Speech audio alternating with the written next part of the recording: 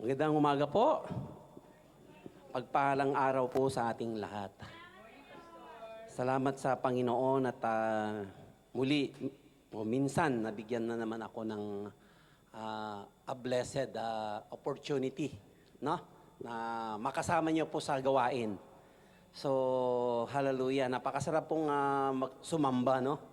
Lahat ng aspeto at area sa buhay po natin, ano? Kinakailangan na pagganain natin kung paano tayo talaga maglilingkod, sasamba po sa ating Panginoon. Amen po? So, isa pong isang malakas na palakpak para sa amin. Amen. At ang ating pong sinasambang po mga kapatid at pag napalakpakan, hindi po ang ating Lot GM, ano? Hindi po ang ating church, hindi po ang pastor, hindi po ang mga leader, kundi ang patuloy na itinataas po natin, kundi ang makapangyarihang pangalan po ng ating Panginoong Yesus. Amen? Last time po ay naalala ko lang po yung ating pong, parang kailan lang po yun, ano, mga kapatid? Parang kailan lang po yung pagpunta ko rito. At sige po, patuloy po nating ipag-pray po ang ating senior pastor Monty. Kailan lang po kasi po na-opera po siya, na-biopsy po siya. At prayer po natin sa kanya po mga kapatid, yung kanya pong recovery, madali ang kagalingan. Ano? At si Pastor Monty po ay mga 2 linggo na hindi mo natin siyang makakasama, ano? Sa pulpit po kasi yun po yung time o panahon na kanya pong pagpapahinga. So, iningi ko po sa ating lahat, sa inyo pong mga private prayer po, mga kapatid, ipag-pray po natin ang ating pong Pastor Monty. So, sa umagang ito ay ating pong tatalakayin. Actually, dinala ako rito ng ating Panginoon na ito pong pag-aaral na ito ay actually, pinamagatan ko po ang ating pong pag-aaral po ay aligning with God. Yan. Bakit ko po ito po ang nais kong i-share o i-topic po? Kasi kung papansinin po natin mga kapatid ay papasok na po tayo sa another year, ano? 2025. At kung papansinin po natin po mga kapatid ay sa haba po ng panahon since January and to ngayon po ay nasa November na po tayo. Almost na magsasara na po ang taong ito. At bakit ko po ito ang nais ko pong i-share kapag sinabi kasi nating aligning with God. Ang tanong siguro dito, bakit may mga bagay bang na hindi na-align sa buhay natin o sa puso ng ating Panginoon? No? So, dito po, pag-uusapan po natin yung ating pong, una sa lahat, yung ating pong Christian life. Pag-uusapan po natin, maging yung ating pong paglilingkod. Pag-uusapan po natin, maging yung ating pong pagsamba. Tunay na pagsamba po, mga kapatid.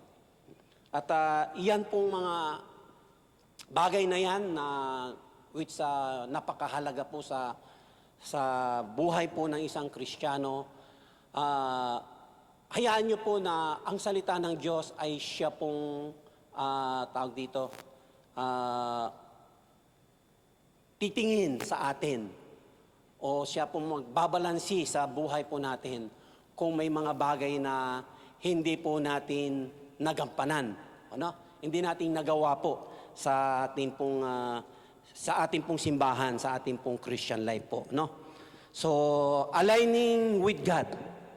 At ang ating pong kinuhanan ko po ng ating pong mga text kasi po nung mga nakaraang series po ng ating pong pagpipreach o pag-church, ating pong pagbabahagi po ay mayroon pong mga, ito po kailan lang po na ating pong na pag-aralan po. At mayroon po ako nakita dito kasi po, no, mga kapatid. Mamaya mayroon po akong diagram. Mahilig po akong magpakita po ng mga graphic o diagram po kasi dito ko po maihahayag yung kabuuan ba. Ano ba ang nangyayari sa Christian life natin o sa ating pong buhay Kristiyano? Ano ba yung kabuuan nito? Ito ba ay nagbubunga po ng impact, nagbubunga ba ng maturity, no? Kung bakit ang tao po ay patuloy po siyang naglilingkod. So, isa po yan sa Acts chapter 2, verse 42. Kung papansinin po natin yan po mga kapatid, sa verse 47, ganito po kasi ang sinasabi po dyan. Ang mga Kristiyano doon ay nagbunga po ito dahil po sa kanila pong praising God, enjoying the favor of all the people, and the Lord added to their number daily those who were being saved. Tingnan niyo po dahil po sa pagsama-sama po ng mga Kristiyano, tingnan po natin dito mga kapatid. Ito, isa lang po sa gusto kong banggitin po dito po sa ating pong pag-aaral. Sabi kasi rito, ito po yung mga unang Kristiyano, the early Christians po, nung mga unang panahon. Ito daw ang kanilang ginagawa po mga kapatid. Na, bakit ito ang gusto kong i-share po sa inyo? Ito dapat ang habit o ginagawa po ng isang Kristiyano, mga kapatid. Kapag hindi po natin ito ginagawa at ginagampanan, ang ating pong Christian life po mga kapatid, maaring ito po ay deteriorate, manghina o tayo po ay mapalayo sa ating Panginoon. Tingnan niyo po ang kanila pong ginawa. Itong ginawa po ng mga Kristiyano po mga kapatid, mayroon po silang ginawa at nagbunga ito ng pagdami po ng mga Kristiyano. Nagkaroon po ng impact yung kanila pong church. Sabi po rito, they were continually devoting themselves to the apostles' teaching and the fellowship. Yung fellowship, koinonia, ito yung ginagawa po natin. Pagtitipon po ng mga mananampalataya. Sabi niyo, to the breaking of bread and to prayer, everyone was filled with awe at the many wonders and signs performed by the apostles. All the believers were together and had everything in common. They sold property and possessions to give to anyone who had need. Every day they continued to meet together in the temple courts. They broke bread in their homes and ate together with glad and sincere hearts. Tingnan niyo po and praising God and enjoying the favor of the people, and the Lord added to their number daily those who were being saved. Alam niyo po, tayo po kasi kuminsan naghahanap po tayo o nag-i-expect po tayo mga kapatid Bakit po ang church umuunti po tayo, umuunti, nasaan na yung mga iba? Alam niyo po, mayroon pong itong kinilalaman po dito po sa ating pong Christian life, yung ating pong maturity, mga kapatid. Kapag hindi po natin napangalagahan po yung ating pong maturity o yung ating Christian growth o Christian life po nga kapatid, hindi po ito magkakaroon po ng impact. The reason why marami pong mga taong pumupunta sa church, lumalago ang church, dahil sabi po rito, the praising, enjoying the favor of the people, and the Lord added their number daily those who were being saved. Isa po yan. Meron po akong pakita. Pero bago po tayo actually, hindi pa ito yung ating preaching po mga kapatid. Na ano lang po ako rito, na overwhelmed lang po ako dito sa magandang nais ng gustong iparating po sa atin ng ating Panginoon. Mag-pray muna tayo. Father God, hallelujah, salamat po Panginoon sa araw na ito, Lord. Salamat po sa presensya mo, Panginoon. Salamat po sa buhay po ng bawat isa, Panginoon. Alam ko, Lord God, andoon po yung amin pong excitement, Panginoon, O God, sa pakikinig kung ano po yung gusto mong sabihin mo sa amin, Panginoon, O God. Ngayon, Lord God, ihanda po namin ang aming mga puso, ang aming tenga, O Lord God, upang tumanggap ng pagpapala sa araw na ito, Lord God. Sa pangalan po namin, Panginoon Lord, anuman po, Panginoon, ang gumagambala sa amin upang hindi namin ma-receive ang tamang pagpapala, O Lord God, sa buhay po namin. Lord, ay amin pong isinusumiti ang lahat sa iyo, Panginoon. Ang lahat ng kaguluhan o anything, Lord God, na disturbance sa pangalan po ni Jesus, Lord God. And we allow the presence of your Holy Spirit in our midst, in our life. Lord, in the name of Jesus. Amen. Amen. Palapakan natin si Lord. Hallelujah. Sa Ephesians chapter 4, verse 11 and to 13, ito po kasi gusto ko pong banggitin din ito kasi mayroon pong kinalaman ito doon po sa ating pong pag-aaral. Kung titignan po natin, mayroon pong paghahanda po ng iglesia, ng church. Ang gawain po ng ng church kasi prepare po yung mga tawag doon, prepare po ang mga mananampalataya para sa gawain ng ating Diyos. Amen? Sabi niyo, so Christ Himself gave the apostles, the prophets, the evangelists, the pastors, and teachers to equip His people to work of service so that the body of Christ may be built up until we all reach unity in faith and the knowledge of the Son of God and become mature, attaining to the whole measures of the fullness of Christ. Then ito po yung Romans 12:1 po kapatid. Dito po tayo magtutuon po yung ating pong pag-aaral. Mayroon pong significant po dito po sa ating pag-uusap. Ang sabi po rito, therefore I urge you, brothers and sisters, in view of God's mercy, to offer your bodies as a living sacrifice, holy and pleasing to God. This is your true and proper worship. Akala ko lang po yung sinabi po ni Sister Faye kanina, yung it's a part our worship yung ating pong pagbibigay. Amen? Also, it's a part of worship yung ating pong pakikinig ng salita ng Diyos. And mainly, is a part of worship yung ginawa po natin kaninang nag-aawitan at nagkakantahan at nagsasambahan.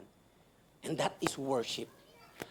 Gusto ko maintindihan po natin, ang pag-uusapan po natin, ito ay meron pong kinalaman po yung worship, yung service, yung ating paglilingkod, at yung ating pong pagsamba. Amen? Ito nga po ang gusto kong pag-usapan po natin para makita po natin na tama ba yung ating ginagawa sa ating Panginoon? Tama ba yung ating pong paglilingkod? Tama ba ang pagkaunawa natin patungkol po sa pagsamba? Amen po? So, ito po yung big picture na sinasabi ko po sa inyo kanina. Ito, gustong-gusto ko pong kasing ginagamit at pinapakita po yung pong kabuuan po ng ating pong overview po ng ating pong Christian life. Nakikita niyo po ba yan? The big picture. Ibig sabihin, the overview ng ating na para ang church po ay magkaroon po ng impact, kinakailangan dumaan po dito sa ganito pong proseso. Okay? Tingnan po natin yan. The first process, siyempre, yung tao po kinakailangan na encounter niya si Jesus or a believer or the church. Tayo po yung tinutukoy po dyan. At ang church po mga kapatid ay mayroon po siyang purpose para magkaroon po tayo ng impact. Kinakailangan po, ito po ang ating mangyayari sa atin. Number 1 po, transformation. Yung una po dyan. Nakita niyo ba yan?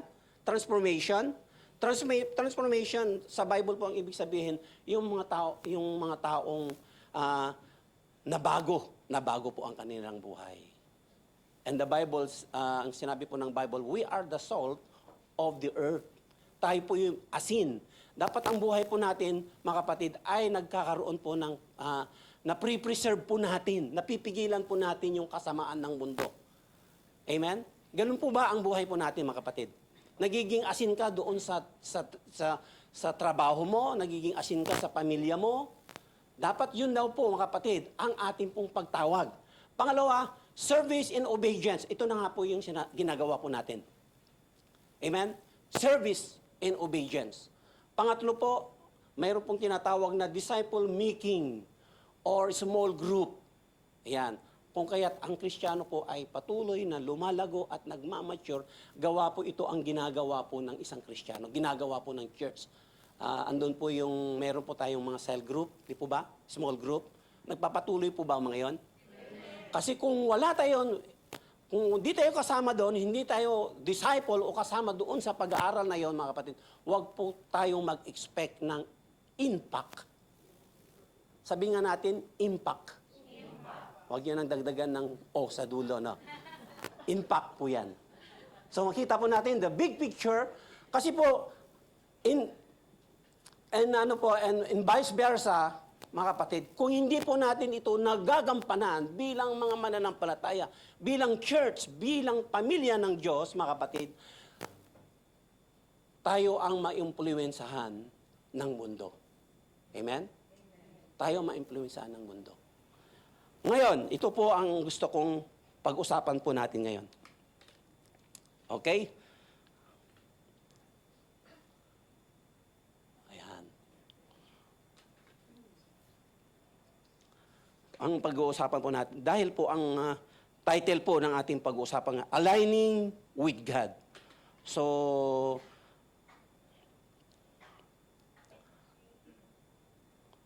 bakit ito po ang gusto kong pag-usapan po natin? Gusto ko lang din pong matiyak po yung ating pong buhay kung tayo po ay tumatakbo o tinatahak po natin yung kalooban ng ating Panginoon sa buhay po natin. Amen? Ang tanong po, yun bang naisin ng Diyos? Yun bang layunin ng Diyos? Maging sa kasalukuyan, mga kapatid, ito po ba ay nagagawa po natin o nagagampanan po natin? Amen po?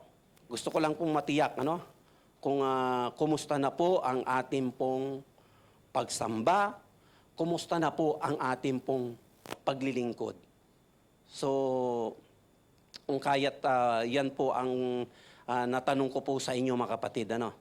Kasi kadalasan po sa paglipas po ng panahon, sabi ko nga sa inyo kanina na almost matapos na ang taon, magsisimula na naman tayo next year, ay marahil ang nakasanayan po ng ang tao kapag hindi po tayo nagbabantay, hindi po tayo aware, baka tayo po ay nagiging na po, ang tawag natin doon, yung parang nawawala na po tayo sa alignment.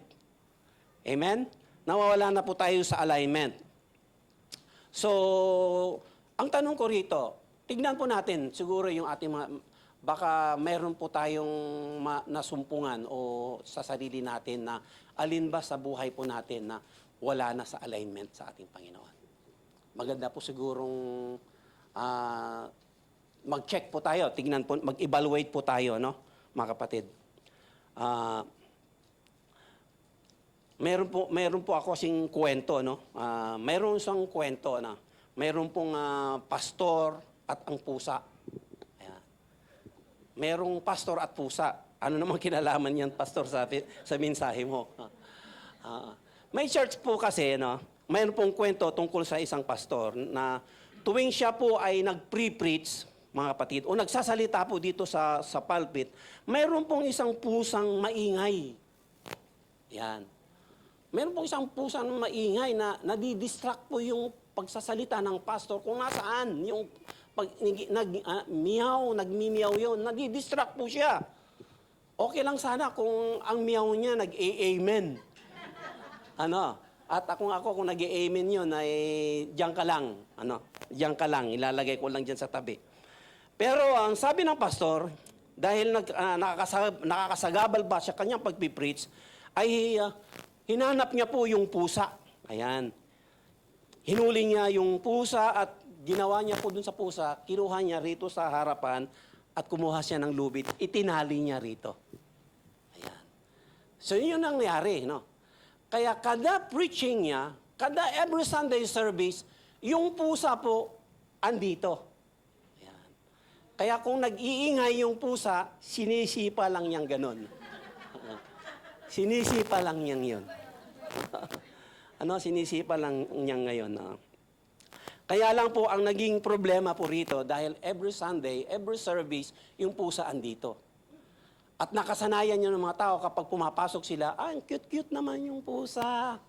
Ayan. Tapos, mayroon silang ginagawang mag-i-start na yung gawain. Ibig sabihin, parang naging bahagi na yung pusa dito po sa kanilang service, worship service.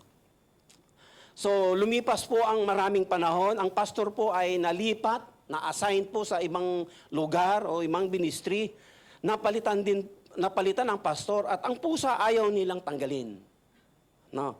Dahil dahil po sa katandahan na rin yung pusa, pinalitan nila ng bago. Pinalitan po nila ng bago. Alam niyo po, yung kwentong ito, gawa-gawa ko lang. Gawa-gawa. Kwento lang ito. Kwentong borbero.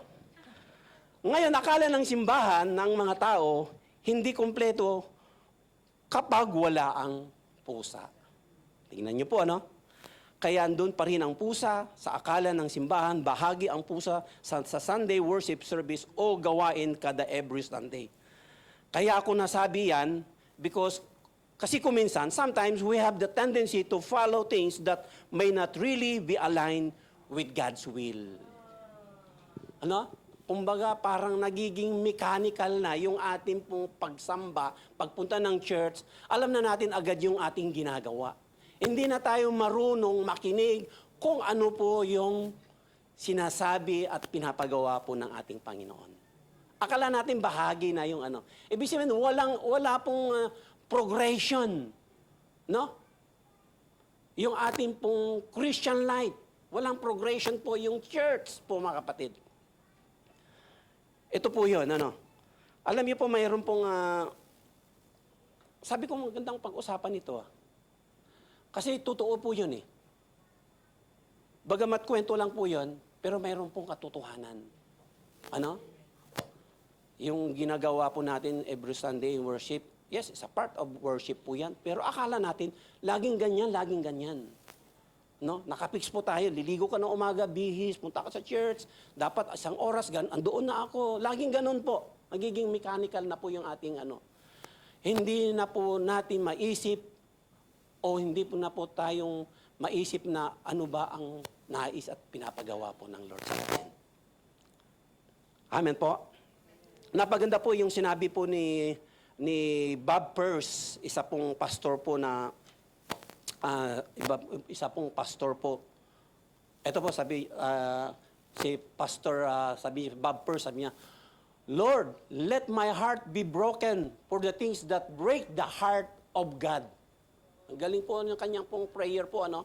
Ito po si Bob Peirce, isa po siyang actually minister po ng mga yung pong mga ministry po ng tawag diyan ng yung nagpapakain ng mga tao, ng mga children, feeding, charity, yan po ang kanya pong ministry. Napakahirap pong gawin po yun, mga kapatid, ano? Pero napakalaki po dahil pinagpala po ng Diyos yung kanya pong ministry.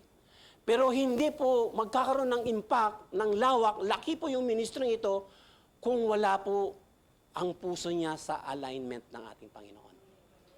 Tingnan niyo po yung kanyang prayer. Lord, sabi niya ganon, let my heart be broken for the things that break the heart of God. Ang ganda po, mga kapatid. Kaya kung gusto po nating alamin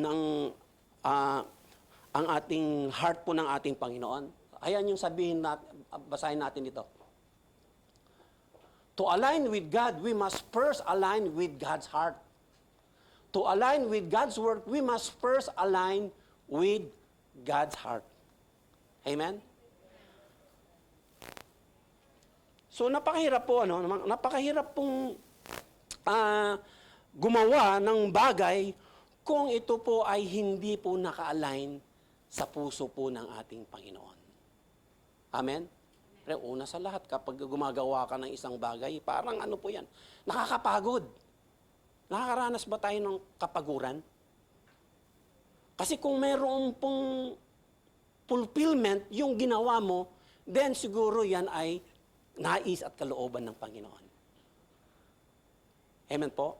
Kaya kung minsan pag ako po, maging sa aking pagpipreach o ginagawa kong mga bagay para po sa Panginoon, maging sa trabaho, kapag naibigay mo talaga yung the best mo, wow, mayroon pong tinatawag po rito na parang affirmation ba?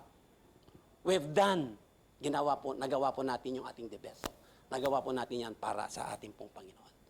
Pero kung wala kang alignment, yung ginagawa mo ay hindi ito bagay na kalooban at nais ng Panginoon, mga kapatid. Maski sinasabi mo ba sa ministry yan, maski ba sinasabi natin, gawain ng Lord yan, pero kung hindi yan ang pinapagawa ng Lord sa atin, nakakapagod, mga kapatid. Kaya naniwala po ako yung ating pong panlalamig, parang wala na tayong excitement o ano yan. Isang bagay lang ang nakita ko rito. Marami pong bagay na hindi natin nagagawa, na pinapagawa ng Lord sa buhay po natin. Amen po? So dito po mga kapatid, pag-usapan po natin. To align with the heart of God, kailangan po natin maunawaan yung worship at saka service or ministry. Ayan, yung pong worship, service, yung worship kasi akala natin yung worship, yung ginagawa lang natin kanina. Butit na lang sinabi pa ni Sister Fena, yung maging yung pagbibigay natin sa part of worship. Yung ating paglilingkod also is a worship. Maging yung ministry na ginagalawan natin o ginagawa natin o kinabibilangan natin also is a worship po mga kapatid. Gusto ko maintindihan po natin ito mga kapatid. Napahaba lang yung aking introduction pero maiksi lang po itong ating pong pag-uusapan. Sabi po ng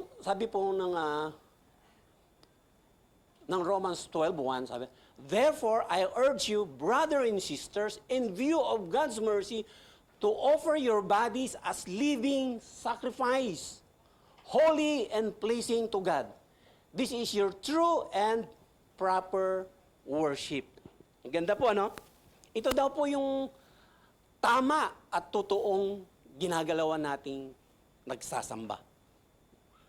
Alam niyo po, noong kasi nung nababasa ko na rin ito, naririnig ko na rin ito, ito pala ang ibig sabihin nito.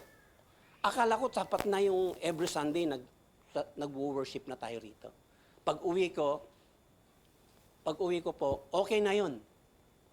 Pero nung naintindihan ko po, ito pong talatang ito, itong verse na ito, ang ganda pala ang kanya pong sinasabi. Alam niyo po yung paglilingkod po natin, meron po tayong 3 bagay na makikita po rito. Mga kapatid, sandali, mayroon kasing sinabi rito na worship, worship, service, ministry. Did you know that the word worship is worship the Lord or serve the Lord, were often used interchangeably in the Bible. To worship God is to serve Him. To serve Him is to worship Him. Ang ganda, no? Tapos meron po dito sa baba nakalagay po dyan, someone said that service is love dressed in work clothes. It's an analogy po yan. It's a figure of speech po yan, ano? Or idioms po yan siguro, yung kasabihan po sa Amerika o sa atin, na tayo daw po kapag magtatrabaho na tayo, ay meron ka dapat suot na parang apron ba yan? Kapag meron ka ng apron, ibig sabihin, ikaw ay nakahanda ka ng magtrabaho. You are now a servant o you are now a waitress o waiters po mga kapatid. Ganon doon po yung ating pong pagsamba. Since tayo po ay Kristiyano po mga kapatid, nag-apron na tayo. Amen? Nagsuot na po tayo ng pangtrabahong waiter man yan o cloth na yan. Yun na daw po ang binihis na natin.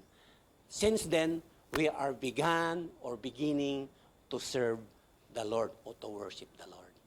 Amen? Akala natin ang service lang, ang worship lang pag sa church. Akala natin ang service lang kapag ginagawa ko yung paggigitara yun. Then, nag-worship ako. Hindi po, mga kapatid. Dito po sa binasa natin, actually, ang ganda. Tingnan niyo po, sabi niya. Therefore, I urge you, brothers and sisters, in view of God's mercy, to offer your bodies as living sacrifice, holy and pleasing to God. Sabi niya, ito daw po this is the true of proper worship. Wow. Parang hirap intindihin ito, kung di po nating titignan. Sa Old Testament po kasi, mga kapatid, and Jesus Christ, ginawa niya na po ito. Ang pag-o-offer kasi sa Old Testament ng pong mga alay ay mga hayop, no? Ginagawa po sa mga hayop, depende po yan sa kasalanan. Sa madaling salita po, pag nag-alay po sila para po doon sa bagay na yon, ibig sabihin sila po ay minatuwid o pinalaya o pinatawad na ng Diyos. Amen? So ito po yung sinabi niya rito. Kaya ang pagsamba po natin ay, ito po daw po ay offer your bodies as living sacrifice o pleasing to God. Paano ginawa po? Ang gumawa po nito, mga kapatid, ginawa na po ang ating Panginoong Jesus. Amen? Ginawa niya na yon. Kaya tayo living na Hindi mo na kailangan katayin pa o sunugin pa para ialay uli. Ginawa na po ng ating Panginoong Yesus. Ang ganda po, ano? Yung alay na lang daw natin yung ating buhay. Amen? Kung kakatayin tayo uli, papatayin tayo uli, paano ka paglingkod? Eh di patay ka uli. Pero hindi po yun ang idea na sinasabi po rito. Ang ganda po, ano? Magagawa daw po natin ito. Naalala ko po yung sermon ko noong nakaraan, mga kapatid. Hindi tayo makapaglingkod kung tayo po ay nabubuhay po sa laman. Kasi iba po ang desire nito, iba po ang hiling nito, ay taliwas po para sa ating Panginoon. Magkaaway po yan. Since then, because of this flesh and this body,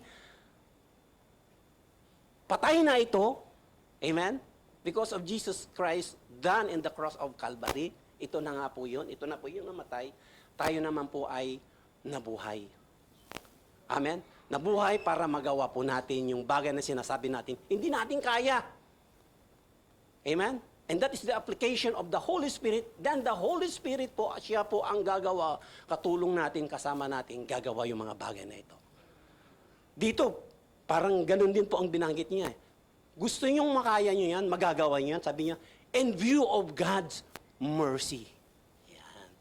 Tanawin daw natin, balikan daw po natin, tignan daw po natin. Kung gusto niyo maglingkod, tignan daw natin kung ano ang ginawa ng Diyos. Amen?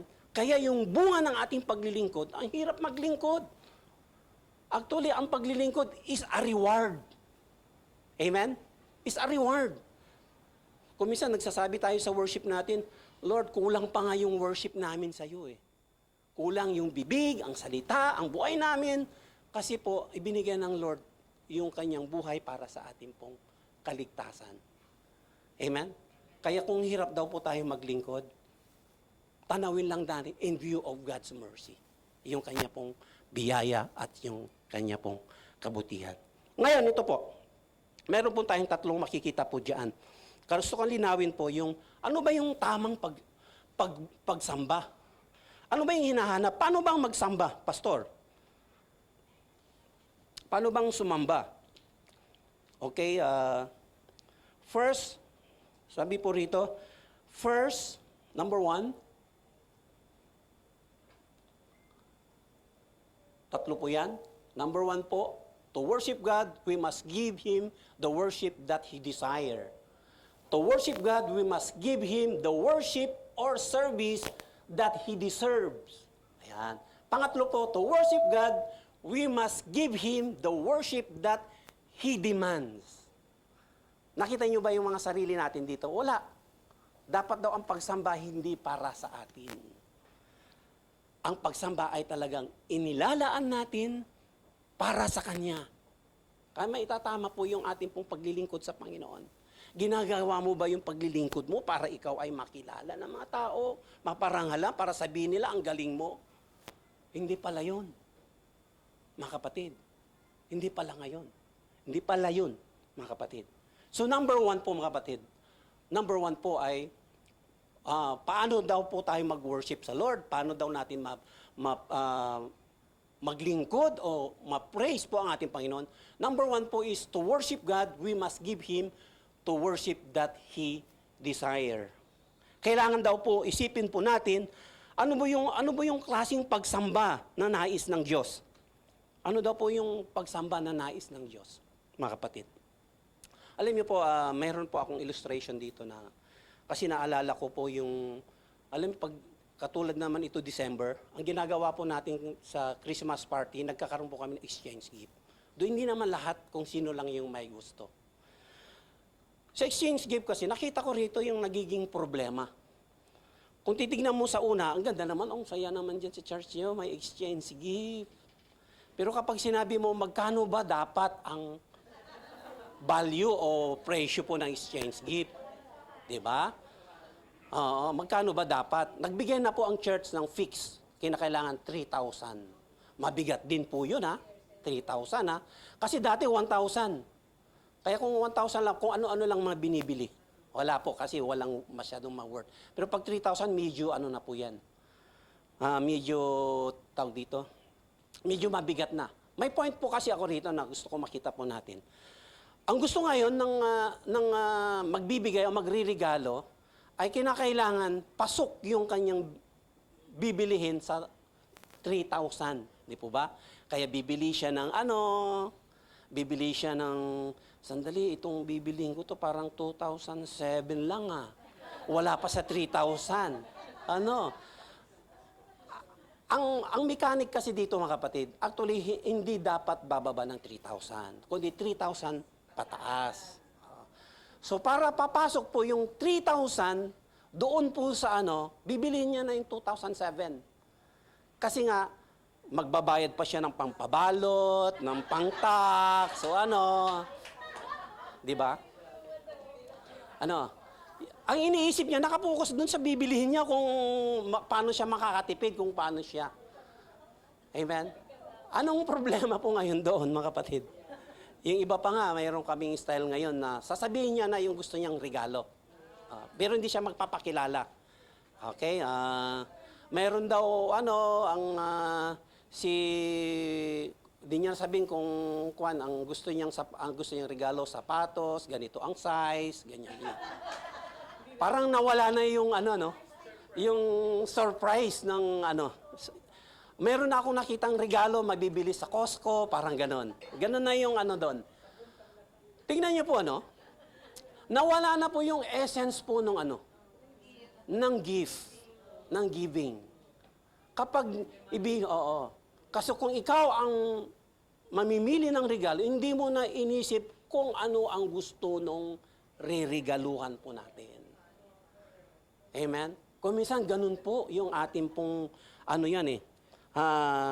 ganun po ang ating pong pagkaunawa ko minsan sa pagsamba. Amen? Sa paglilingkod.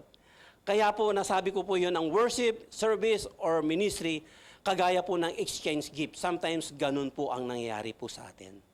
We give God not the worship that He desire, we give Him the worship that we desire. Hindi tayo nagbibigay dahil yun ang gusto nila, kundi yung yung gusto natin. Amen. Iyan po ay hindi po tamang pagsamba. Okay po? Ang ibinibigay natin kung ano ang gusto natin, hindi yung gusto kung ano ang gusto niya. Sa Romans 12, ito nga po yung sinasabi po natin kanina. So, unawain po natin, ang tunay na pagsamba ay pagbibigay sa Diyos kung ano ang nais niya. It's about giving what He desire. It's about giving God what He desire. So, ano po ang responsibility po natin as a believers is to find out, Lord, ano ba yung gusto mo? Ayan. What you desire from me? Ayan. Dapat yun daw po ang natin. Lord, ano ba yung gusto mo? Gusto mo sa akin. Okay? Hindi po yan ginagawa lang po pag nasa church, yung pong ating But everything that we do should be worship to God.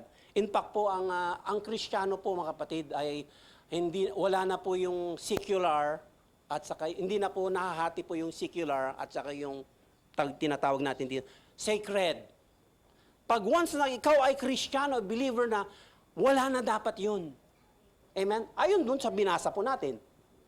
Amen? Ayon po dapat pala, maski saan ka, nagwo-worship ka na. Nasa trabaho ka, nagwo-worship ka na. Nasa anumang ginagawa mo na ito sa nais ng Lord. Nagwo-worship na po tayo, mga kapatid. Bakit? Sabi po ng Panginoon, even work, do it all for the glory of God. Di po, sabi po ng Corinthians 10:31, sabi niya, whether you eat or drink or whatever you do it for the glory of God. Hindi sinasabi yan, pag nagigitara ka, nag-worship ka sa Lord, di ba? Pag naglo-glory, lahat daw ng ginagawa natin, mga kapatid. Kung yan ay ayon sa puso ng ating Panginoon, ayon sa kalooban ng Panginoon, nag-worship po tayo. Amen po? Whatever you do it, for the glory of God. Sa Colossians 3:17, sabi niya, whatever you do, whether in word or deed, maging daw po yung sinasabi natin, yung ating pong pananalita po, mga kapatid. Okay? Do it all in the name of the Lord Jesus giving thanks to God the Father through Him. Kaya alam po natin, hindi po tayo kapag hindi po tayo nakapagbigay ng kaluwalhatian ng Diyos, and that's not worship, hindi po tayo nakapagbigay ng pleasing sa ating Panginoon. Amin po mga kapatid. So, pangalawa po, second po, to worship God, we must give Him the worship or service that He desires sa Romans po yan. Ay, 24/7 pa pala. Mayroon po akong hindi nabanggit dito. Yung worship po natin, 24/7. Ibig sabihin, mga kapatid, 24 days 24 hours sa loob po ng isang linggo. Yan. At sa isang araw po ay 24 hours sa isang araw. Ibig sabihin, every day. No? Yan po ang sinasabi po ng ating Panginoon. So pangalawa po ay, to worship God, we must give Him the worship of service that He deserves. Actually po yung preaching ko po ito, naka-series po ito eh. Mayroon pa pang iba tayong pag-uusapan po patungkol po sa ministry o sa service po mga kapatid. Pero this time po, ito lang po ang binigyan ko po ng particular diin po. Ito pong dito po sa Romans 12, chapter 1 po mga kapatid. So number 2 po, to worship God, we must give Him the worship of service that He deserves. Ito po, gusto ko maintindihan po natin. Ganun pala yung pagsamba. Ano? Yung pala ang pagsamba, mga kapatid. Sabi po rito, ano ba yung deserve ng ating Panginoon? Ano bang ibig sabihin ng deserve? Pag sinabi nating deserve, mahalaga. Parang yan, di ba? Mahalaga. Ayan. Karapat dapat. So, kasi interesting po, Alam niyo po, ang the word that worship is coming from the word, English word ay pinanggalingan niya ito ay sa salita pong worth. Tama ba yun? Worth? Sister Pam kasi magaling po yan sa English. Worth. Kasi kung minsan meron akong naririnig po yan na yung worthy, pag malayo ako, nagiging worry. Worry. Yung worthy niya. Sabi ko, parang mali yung English mong yan. Dapat worthy. Worthy. O worthy. Worthy. Nang ibig sabihin pala itong salitang word, di ba sinasabi natin yan? Lord, dakila ka, karapat dapat ka, Lord. Kasi sabi po, in view of God's mercy, sino ba tayo sa Panginoon? Amen? Sino ba tayo sa Panginoon? Pero dahil sa kanyang biyaya, tayo po ay kanya pong, amen? Niligtas po mga kapatid. Kaya ang sabi po natin, the word. Kaya ang tanong po rito, Lord, sa ating worship, Lord, ganito ka mahalaga sa akin. Ganito ka kahalaga sa akin, Panginoon. Kaya kung minsan pag mali po yung ating pong pagkakilala, yung ating pong pagkaunawa po sa ating pong pagsamba, ito kung minsan ang nasasabi natin, Lord, ganito lang ang halaga mo sa akin. Kailan ba natin nasasabi yan? O nasasabi ba natin yan? Lord, ganito lang ang halaga mo sa akin. Paano ko nagagawa yan? Paano natin nagagawa? Paano natin nasasabi? Sinasabi yung, I worship you, Lord. You are worthy. Tapos, yung tira-tira lang, iyang ang binibigay natin sa Panginoon. Hello? Pag wala kang trabaho, kapag hima, doon ka lang mag-church. Kasi may oras ka. Di ba? Pag marami kang babayaran, hindi ka makapagbibigay sa Lord kasi wala ka. Pero kapag may extra o bilines ka sa trabaho mo, merong bonus, doon ka makapagbibigay sa Panginoon. How come na masasabi na, Lord, you are worthy. Napakalaga mo sa akin, Panginoon. Amen? Yun pala ang tamang pagsamba o buhay natin sa Panginoon. paghima. Sabi niya rito, offer your bodies as living sacrifice. The word offer or sacrifice, yung mga bagay na maski mahirap kung ito ay gagawin mo para sa Panginoon. It's pleasing to the Lord. Amin po mga kapatid. So worship, another is, ang worship po is declaring the worth of God. Yung halaga po. Kaya nag-worship, di ba sinasabi po ng praise and worship leader, nagdi-declare po siya. Amen?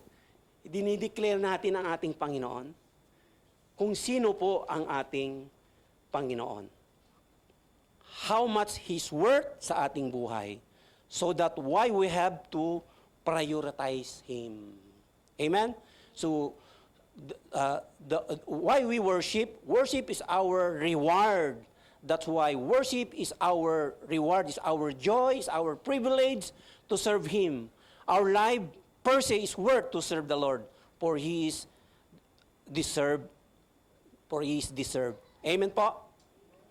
Yan po ang pangalawa po. Una po, worship what the Lord desire, worship what He deserve, and ito pong panghuli po, worship that He demands, mga kapatid.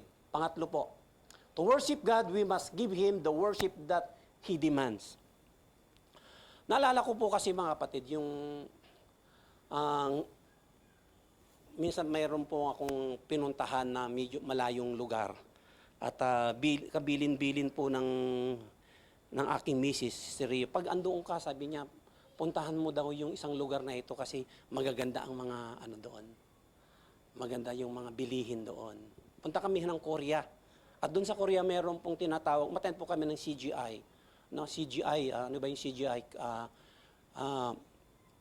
Christian Growth o Cell Group International. Yun po yung doon. Kasama pa namin nung buhay pa si Pastor Yushiyama. At punta kami ng halos 1 week po kami doon. Yung huling araw na namin, kasi nagmamadali po kami kasi uuwi kami din yung huling araw na yon. Nagpunta kami po doon sa lugar na yun para mamili po kami ng mga pasalubong. Yung tinatawag nilang Nandaymong ba yun? Parang market yun na malaki at mga bilihin mura lang. At bumili po ako doon. At dahil sa oras ko kulang o nagmamadali po ako, kung ano lang yung nakita kong, ito siguro maganda kay Sister Rio. Ito maganda kay Sister Rio. Kasi nung binili ko po yun, hindi dahil sa maganda lang, kasi maganda rin yung presyo. Hindi na ako masyadong nakapamili, basta sa aking sarili, maganda yung aking nabili.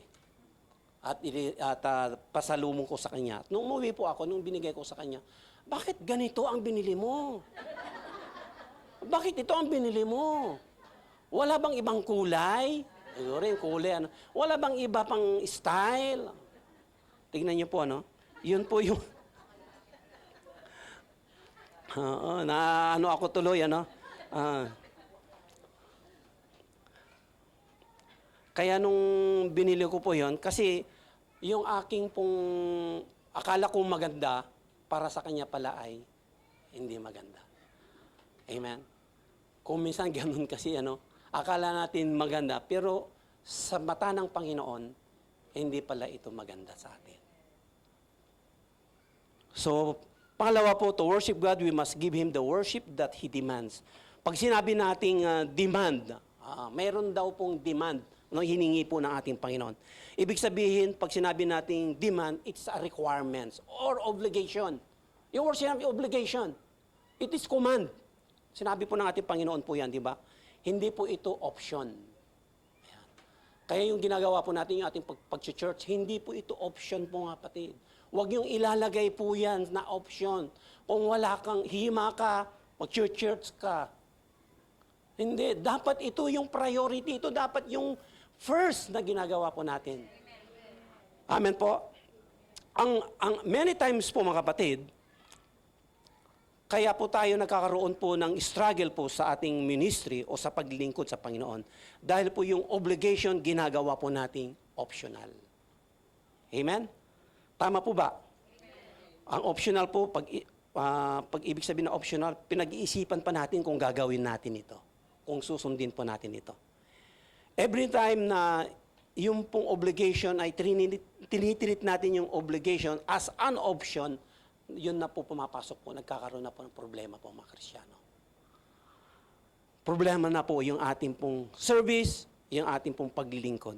Kaya po napaka-importante po mga kapatid na kinakailangan to determine it is an obligation or is this optional?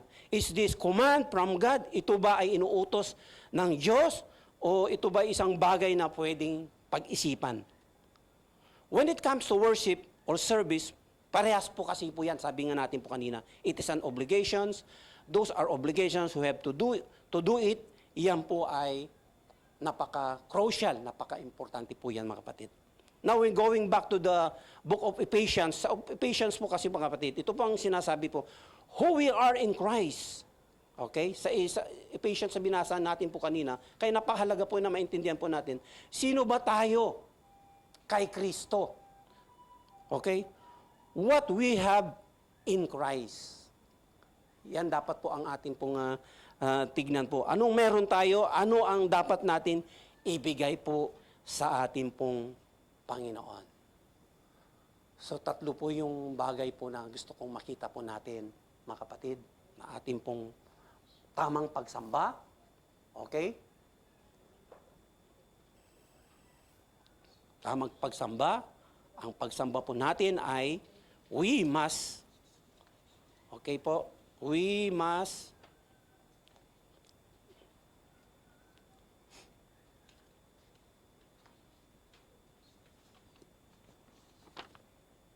to worship God, we must give Him the worship that He desires. To worship God, we must give Him the worship or service that He deserves. To worship God, we must give Him the worship that He demands. Palakpakan po natin ang ating Panginoon.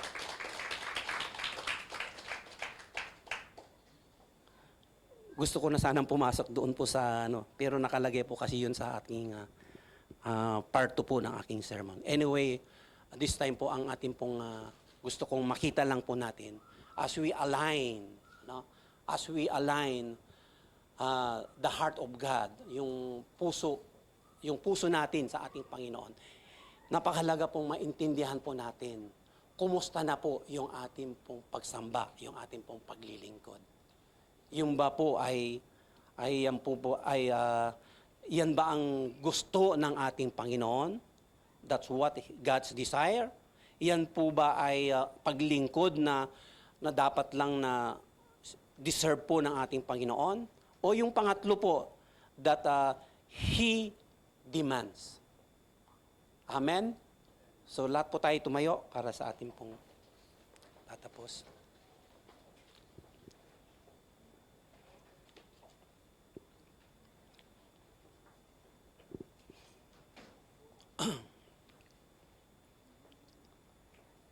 Hallelujah.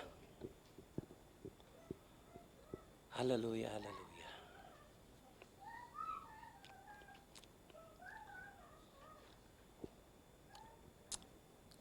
Give you glory, Lord. Hallelujah.